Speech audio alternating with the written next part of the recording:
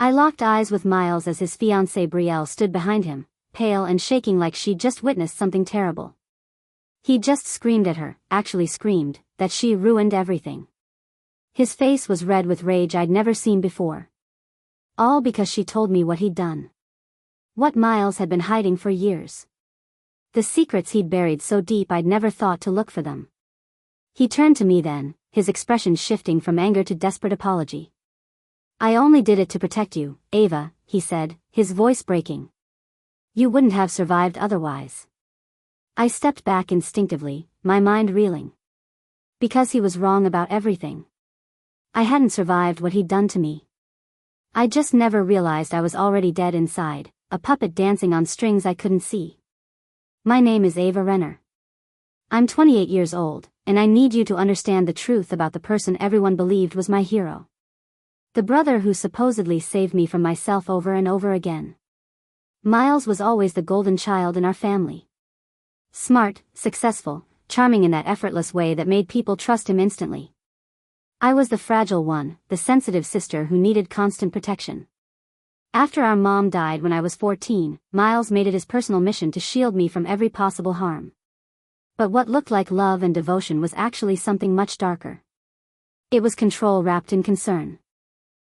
By the time I turned 24, every job I'd gotten, every relationship I'd had, every failure I'd miraculously avoided, he'd orchestrated all of it. Behind my back. Without my knowledge or consent. And he'd made sure I believed I'd earned everything myself. The first crack in my reality appeared when a position opened at a prestigious publishing house in the city. I'd applied on a whim, not really expecting anything. The interview went incredibly well. I answered every question confidently, showcased my portfolio, and left feeling like I'd actually impressed them. When the hiring manager called with an offer 2 days later, I was ecstatic. This was it. My big break. The validation I'd been working toward for years. Then I found the email Miles had accidentally forwarded to our father instead of deleting it. The subject line read, "Handled it. She starts Monday." My heart dropped into my stomach as I read the thread. Miles had contacted the hiring manager directly, called in a favor from a college friend, and essentially secured the position for me before I'd even interviewed. Nothing I'd done had mattered. It was all him. I thought about the last man I'd loved. His name was Tyler, and we'd dated for almost a year. The relationship was intense and real, or at least I thought it was. Then one day he just disappeared. Ghosted me completely. No explanation, no goodbye, just silence where his presence used to be. I'd spent months trying to understand what I'd done wrong. 2 years later, Brielle said something she wasn't supposed to during a casual dinner conversation. "I always felt bad about how Miles scared off your ex," she mentioned while pouring wine.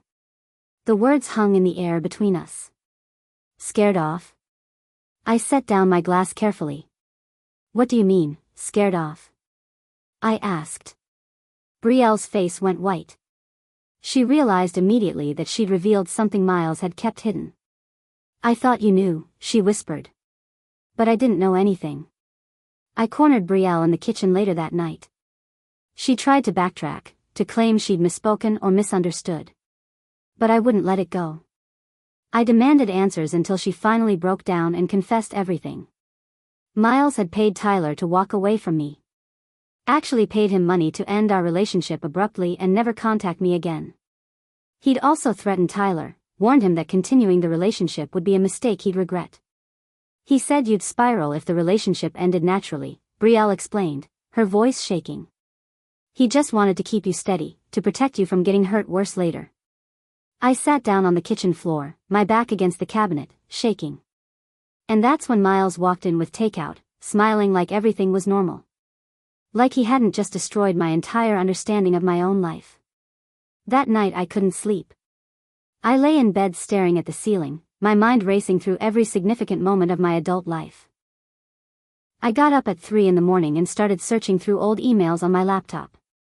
Job offers, apartment applications, networking introductions. Each achievement had a breadcrumb leading back to Miles. A forwarded email here, a suspiciously helpful contact there. He'd been puppeteering my entire existence for a decade, silently and strategically manipulating every outcome. And I'd thanked him for it. I'd called him my hero, my rock, my biggest supporter. The realization made me physically sick. I barely made it to the bathroom before throwing up. When I came back out, Miles was standing in my doorway asking if I was okay. I told him I had food poisoning and closed the door in his face. I called my mother's best friend the next morning. Her name was Patricia, and she'd known our family since before I was born. She was hesitant when I asked about Miles, about whether he'd always been overprotective. There was a long pause on the phone. Then she sighed deeply. "He swore he'd keep you small so you'd never leave," she finally said. "After your mother died, he became obsessed with the idea that you couldn't handle the world. Your mother never wanted that for you, Ava. She wanted you to be free." I couldn't breathe properly. My chest felt tight and painful. This wasn't protection. This wasn't love. This was containment. Miles had built a cage around my life and convinced me it was a safety net. And I'd never even tried to escape because I didn't know I was trapped. My apartment lease was coming up for renewal. I called the landlord to ask about the application process, thinking I might look for something bigger. He laughed like I'd told a joke. "You're Miles' sister," he said cheerfully. "You never had a background check or credit verification. He vouched for you personally." That's all I needed. The words hit me like a physical blow. I'd been so proud of getting that apartment on my own, of handling adult responsibilities independently. But I'd never once had to actually qualify for anything. Not because I was capable or responsible. Because I was owned by someone who controlled every aspect of my existence. I hung up the phone and sat in silence for an hour, trying to process the enormity of what had been done to me. Every accomplishment was tainted. Every success was a lie. At work the next day, my boss called me into a meeting. I thought it was about the new project I'd been assigned.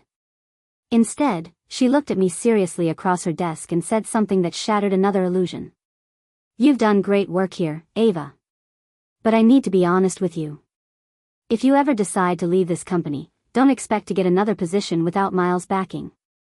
I blinked at her in confusion. She continued, "We all know he's the reason you're here. His recommendation carried a lot of weight. I'm not saying you're not talented, just that this industry is about connections. And yours all come from him." So they all knew. Every colleague, every supervisor, every person I'd worked with. I was the company charity case, the boss's sister who got special treatment. My face burned with humiliation as I left her office. My birthday dinner that year was at an expensive restaurant downtown. Miles had organized everything, inviting family and close friends. Toward the end of the meal, he stood up to make a speech. Everyone quieted down to listen. "I'm so proud of my little sister," he said, smiling warmly at me. "Everything Ava has accomplished is because she never gave up, even when things got hard." People nodded and smiled. But I saw something different in his expression. A knowing smirk that lasted just a second.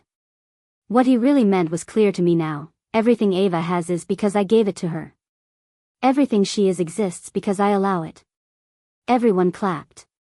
I forced a smile and excused myself to the restroom, where I locked myself in a stall and cried silently into my hands. When I came back out, nobody seemed to notice I'd been gone. That night I made a choice.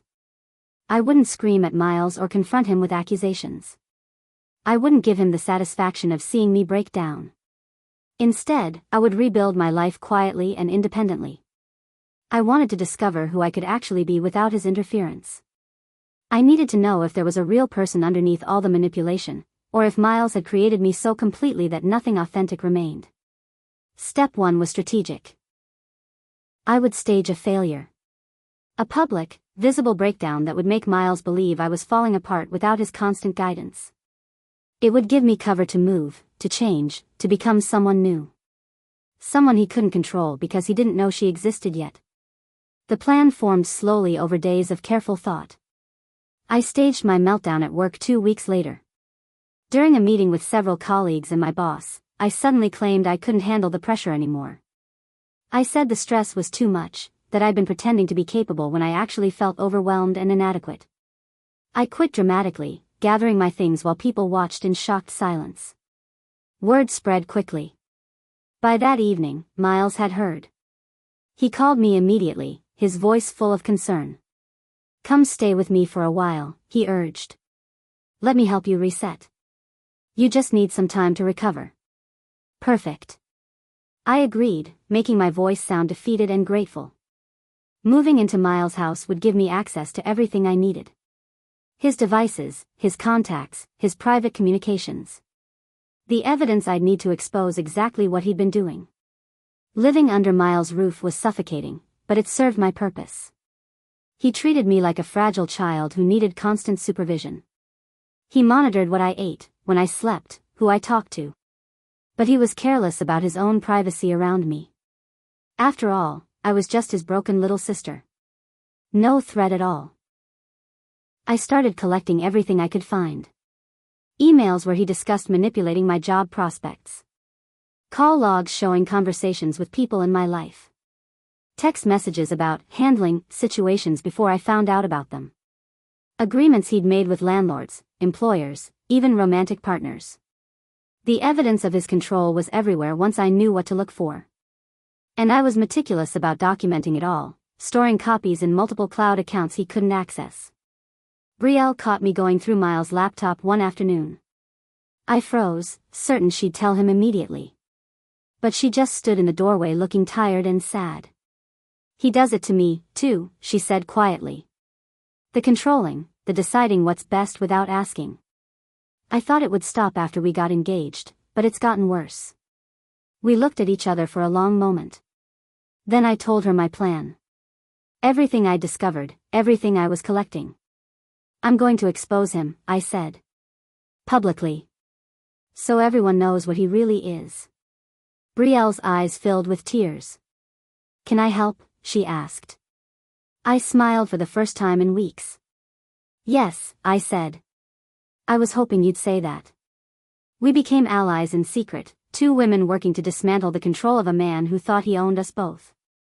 A month later, I told Miles I was moving out. I'd found a new apartment, I said, and I was ready to try living independently again. His reaction was immediate and violent. He grabbed my arm hard enough to leave marks.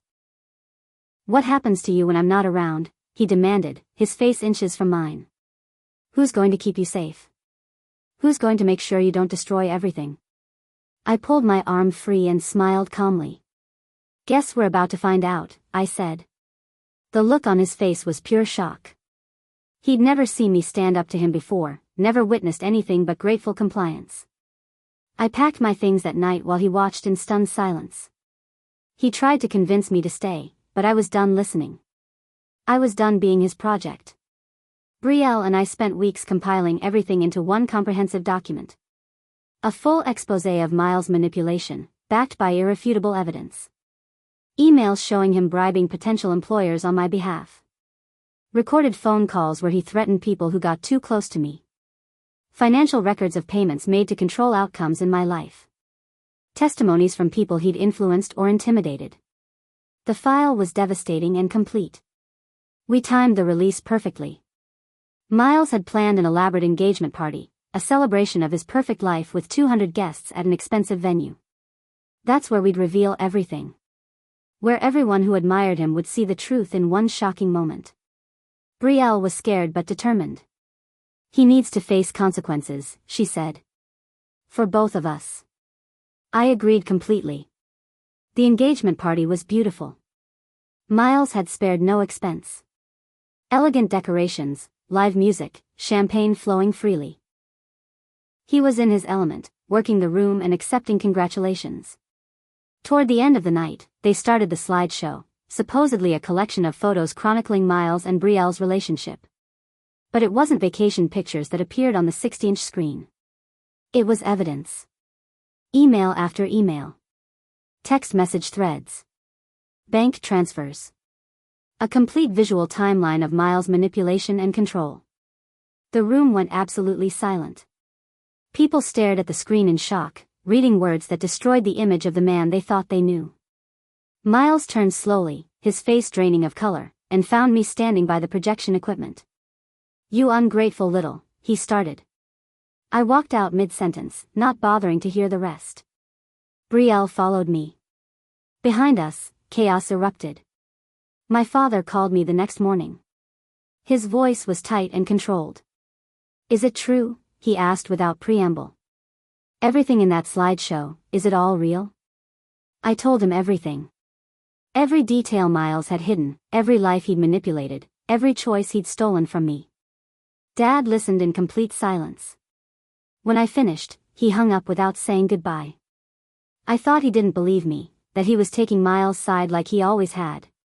But later that day, Brielle called. Her voice was shaking. Your dad just left Miles' house, she said. He told Miles he was being removed from the family trust and will. Just like that. He disinherited him completely. The words took a moment to process. Our father, who'd always favored Miles, had finally seen the truth. And he'd acted swiftly and without mercy. Miles' professional life collapsed within days. His firm lost 3 major contracts after clients read the exposé and saw the evidence of his manipulation. The companies didn't want to be associated with someone who abused influence and power so blatantly. They didn't want the public relations nightmare. One by one, they backed out of deals, citing ethical concerns and breach of trust. Miles tried to fight it, to claim the evidence was falsified or taken out of context. But Brielle and I had been too thorough. Every document was verified, every source confirmed. His colleagues began avoiding him.